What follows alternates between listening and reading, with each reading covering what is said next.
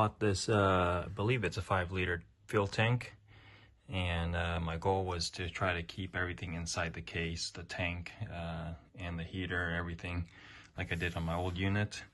The problem is, out of all the tanks I've found that would physically fit in here, this is the closest one. The problem is it's too tall, so when I close this, it actually hits. So I decided I was gonna cut this, take about, I believe, 2 inches out of here, and I'm gonna weld this thing back together.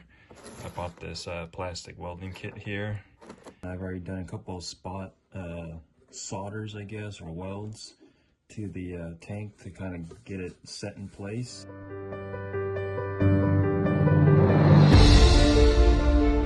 And for the life of me, I cannot get this to not leak.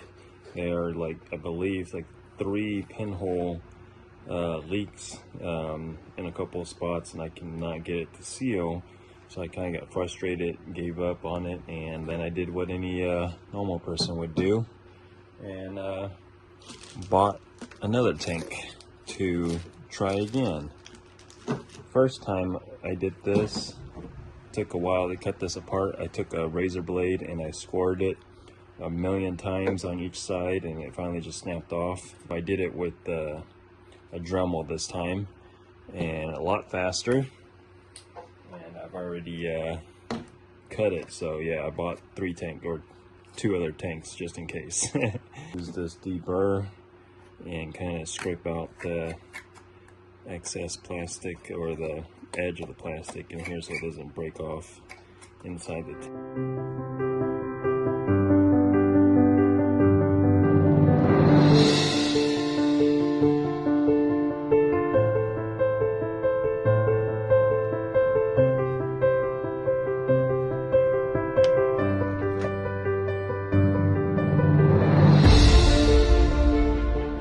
Got it all welded together. Looks a little bit better than the first time I tried this. This is the first time I've ever plastic welded. The trick was kind of running the iron on here until it kind of got clear, and that's how you knew it was heated all the way through. The first time I did this, I was too scared to get it too hot and kind of burn holes in it, and I was almost doing a surface plastic weld here. This one is more of a full-on penetrated plastic weld. Since I want the I don't want the fuel line running out to the outside anymore, since my tank is going to be inside the box, I'm gonna cut the hard line inside the case.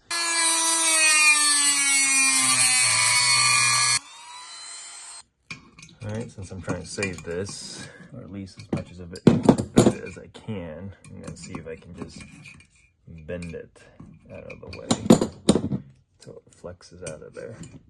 Right, after fighting for this for way too long and bending it a certain way, finally managed to get this out.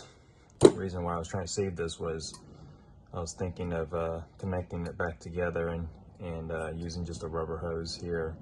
That way I have a spot for it to bend a lot better than a rubber hose would.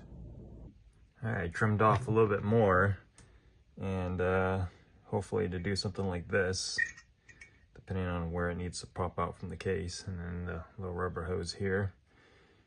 And we'll just connect it together like this. Probably have to shorten up the rubber hose a little bit, but you get the idea. All right, so these old clamps here, the original ones, would normally go here, and I was going to have it connected like so. The problem is these things take up a lot of space inside when the case is when you put it back in the case. It hits the top of this. So I got these low profile type clamps that requires a special tool here, and what you do is slide them over, and slide it over, get the 2 you need. And my goal was to have it on here like this.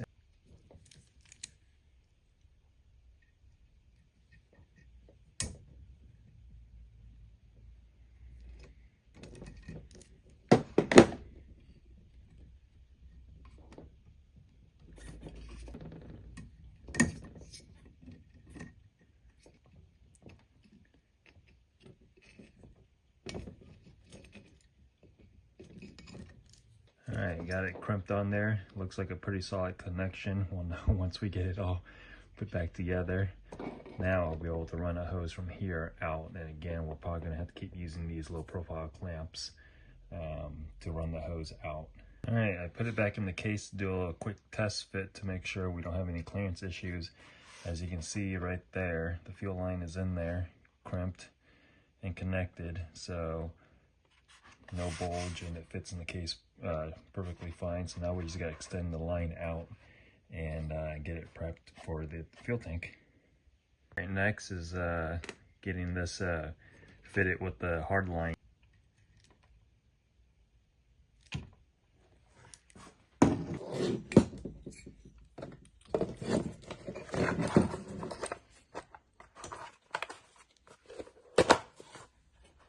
Yeah, we got it back in the case.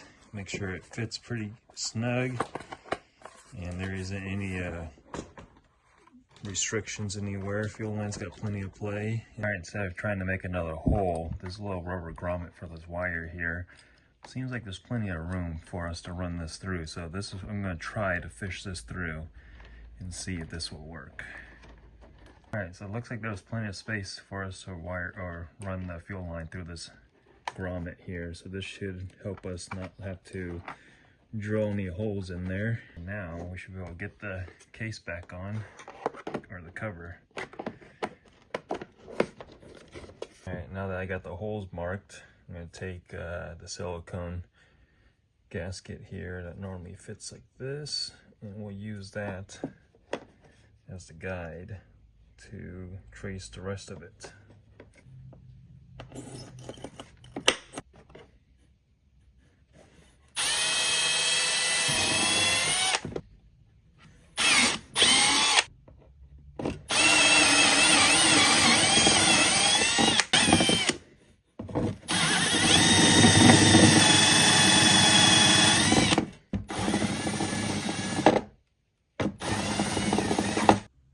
Alright, looks pretty good to me. Very snug. I think this one could have gone a little bit higher, but I think overall it should work. We just got to figure out the mounting holes for the screws, and then we're ready to bolt this thing in. Holes cut. Plan on using the metal mounting plate here to go on the outside, but you can see it's a little bit too big. It won't fit, so we're going to cut this down to size. Alright, got the piece cut down. You just used the simple cutoff wheel and trimmed it down to size. Now it should fit back of the case. Some short side top. Oh, got ourselves a little heat plate here. Alright, was going to use the metal plate to help set the, or mark the holes, but I think it'll be a little more accurate and a little bit easier if we just reinstall the diesel heater. And we'll mark the top ones, and then the bottom ones we'll be able to get once we have these drilled. We can use the metal plate then as a better guide.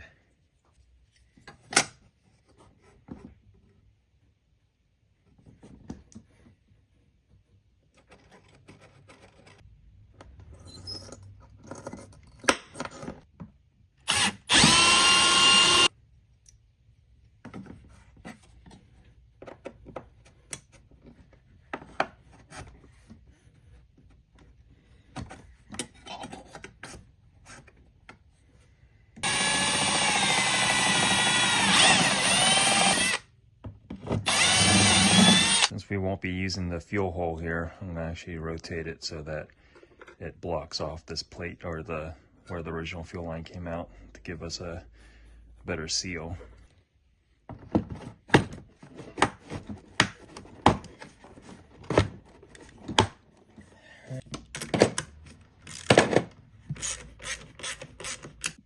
Alright, there's the silicone gasket on the inside here.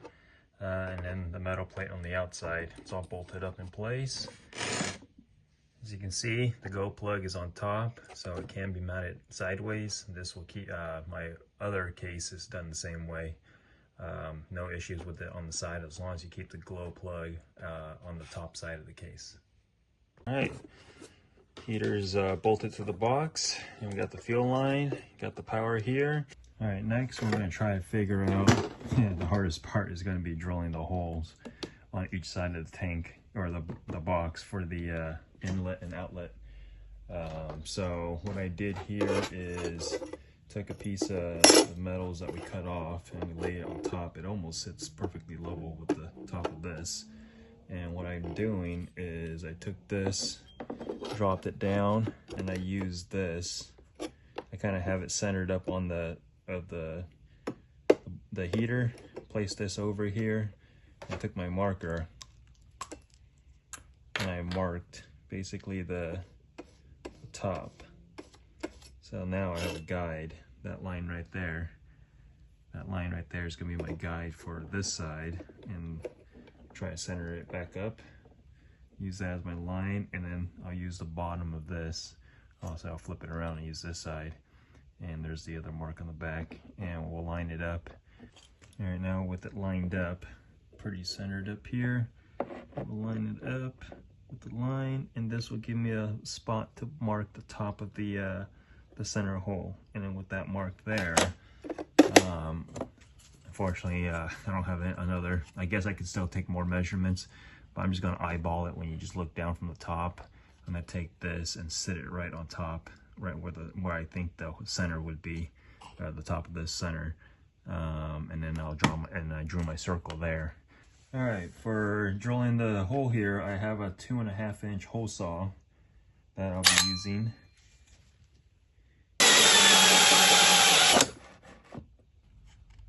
On the inside, it lines up.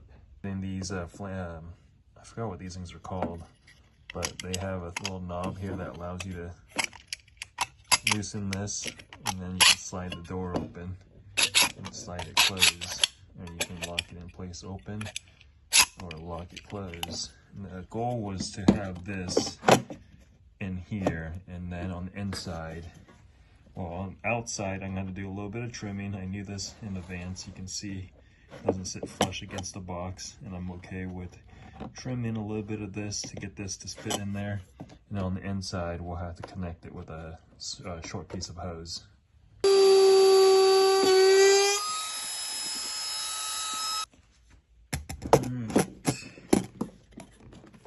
Looks like a pretty clean fit. All right, as you can see, got another one of these little flange doors here for the other side, and you can see the handle here is on the back side, and when it's installed it'll be harder to reach. So since it's 2 pieces, all you gotta do is unscrew the 6 screws a little bit, and you'll pull this out completely, and then flip it and put it back in. That's what I did on the other side.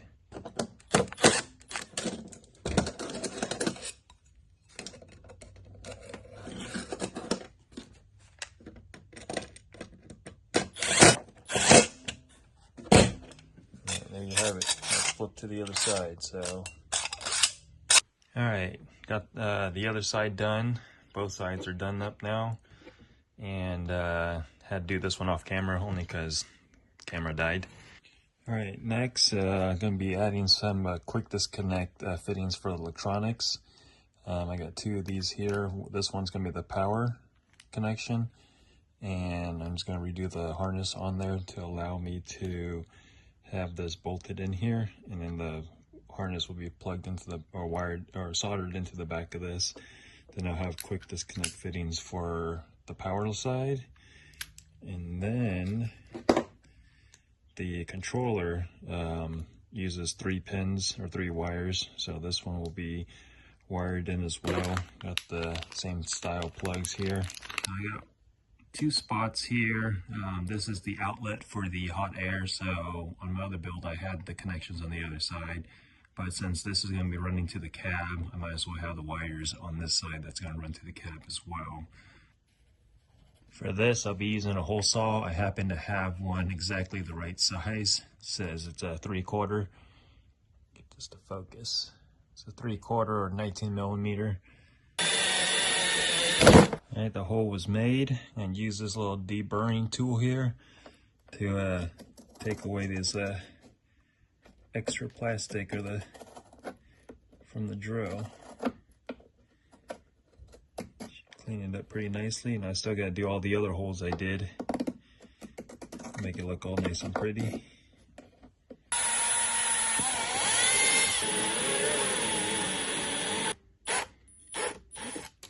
We'll start small and see exactly what size hole we need to drill it out to.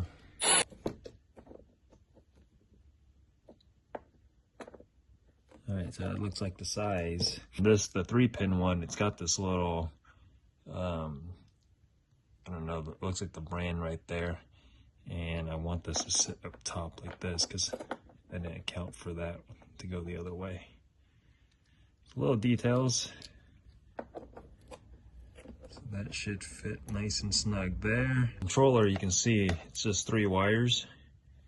So I just gotta wire up or cut this off. I might just cut all this really short.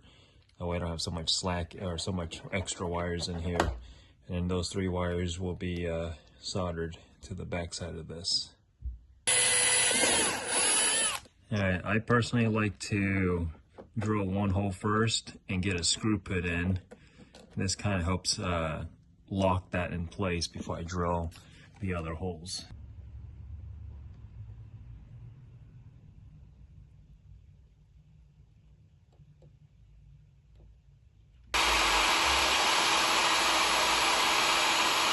We're just going to dip some solder into the hole, get it filled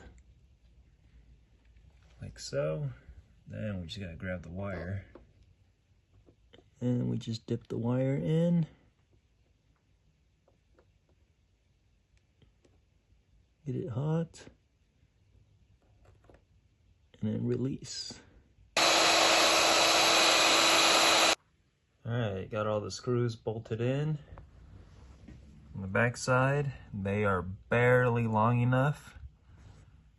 Alright, so this is actually from my other build. I'm doing them exactly the same. So what I did was tuck the other end, which is right here, the connector that plugs in here. And you want to make sure you match positive, negative correctly to the plug that you're going to use. So on mine, I did that, and then on the other end, I added a what is like a cigarette lighter plug. And with my other build, I happen to have the exact same controller, and you're going to do the same thing. You want to match up your color wires to the wires that are on the other end, and then the controller, same blue controller here.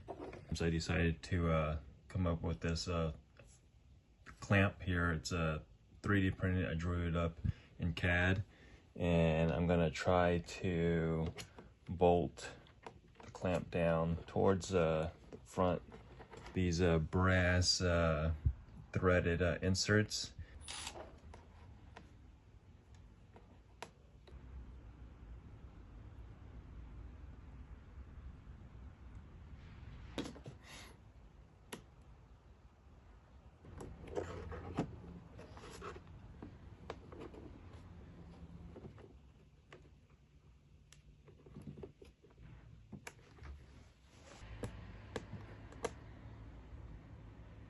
Alright, that should keep the wires held in place here and still have enough flex on this end. Back here we got the intake and exhaust, and what I did was 3D print this screen, I guess you can say, or housing. It's a 3-part housing. There's another one here, and then the door, I guess you can call it. The way this works is basically you take the 2 bolts that were holding the diesel heater in place, and you'll install the screen part.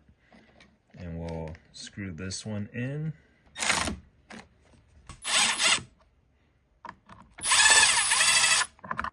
Alright, so the way this works is this cover is bolted up to the mesh screen, or the little vent screen here. And there's actually a little bit of gap between the sides and the back. The top is covered and flush. And basically when this is laying down, this allows the intake air to pull in. Just this cover here that slides on, and all it does is just slides over. It's keyed in place, so it's just it's almost like a pressure fit.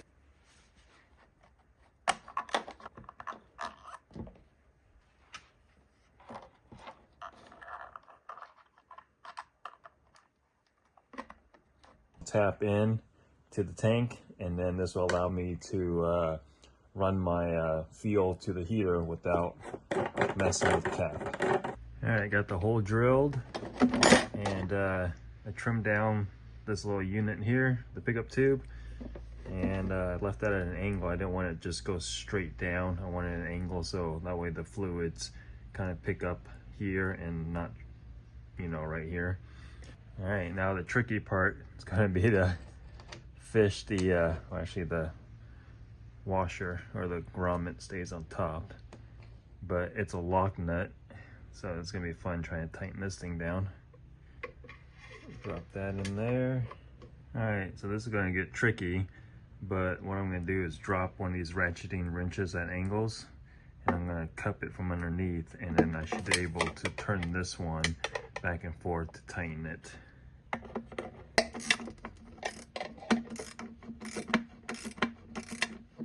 All right, there's the pickup tube right there. It's as tight as it's gonna get. There's a rubber gasket, so it shouldn't be an issue. You can see it sits pretty flush. A little tricky to do. All right, for the exhaust pipe here, we're gonna wrap it with silicone, what is this? Silicone exhaust wrap here. So we'll be able to line it with this, and this should help the 3D print from melting when the exhaust is hooked up. The screws are installed because it's only threaded on this side and not threaded on the other side. And they're flush mounted, so the only way around this is to just take the screws out and reinstall it and mark where all the holes are going to go. And I got some longer screws here. These are number 10-24, and I think I got 1-inch ones. All right, with one screw, or actually the two in the middle, installed still, keep it aligned and square. We're just gonna have the 4 open holes, and we're just gonna run a drill through them.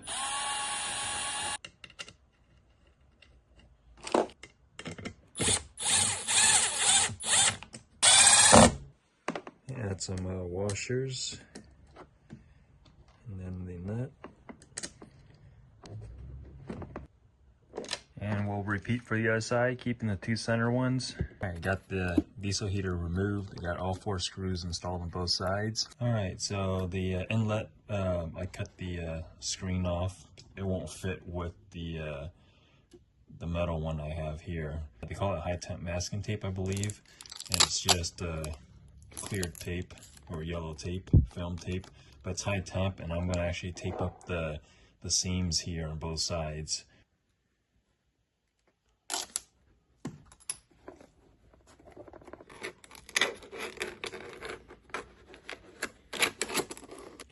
All right, so decided to cut it in half, and then I'm gonna do another half for this one. Same thing I did on the other side.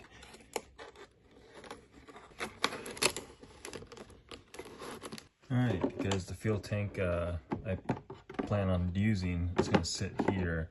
I didn't realize it was gonna be protruding. This one's fine, it's the one down low.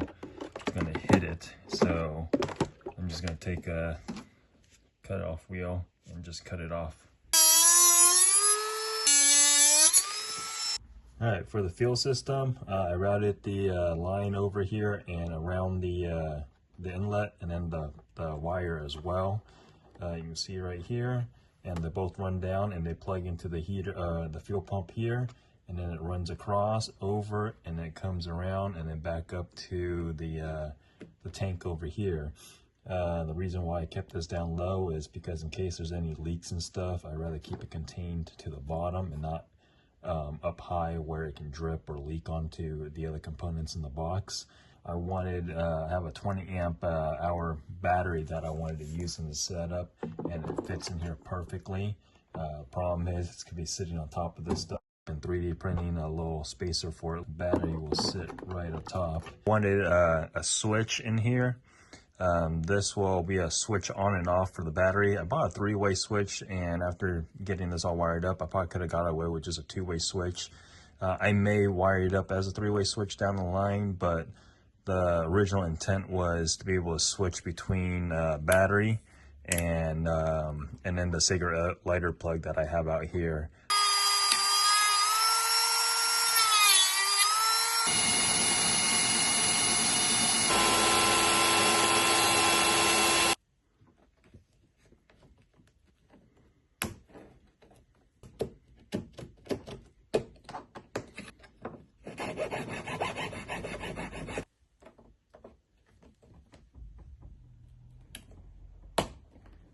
All right, so originally I had the fuel line here run out to the top. I didn't like how the lines were set up in here where the fuel pump was gonna sit and everything like that. So I ended up rerouting it in here, and it runs down behind the board and then out the bottom here. And I drilled a hole in the plug that normally goes here. Or actually this went on top, but remember we swapped it earlier so the wires came out the top and not the bottom. That matches how I want the fuel line to be routed in the system. All right, one last look of it fully installed with the cover. Now we just gotta assemble this thing and fire it up. All right, here we have it. Smallest all-in-one 2K kerosene or diesel heater. I labeled mine as a kerosene heater because I use kerosene in mine. All right, let's take a look around. This was done on a 3800 Apache box I got from Harbor Freight. Got the power switch here. Got the secondary power adapter here, and then the controller plug here. This is the outlet for the heat. On this side, same thing. This is the intake for the fresh air. All right, and here's the back right here. The hot exhaust combustion is capped, and then same thing with the intake. Here's the cap right there. To use this, just gotta pull the cap off.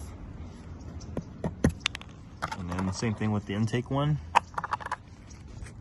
And then take a look inside. Got the controller here ready to go. And I rearranged a couple of things. So we got the switch wired up here. You can see all the wiring here.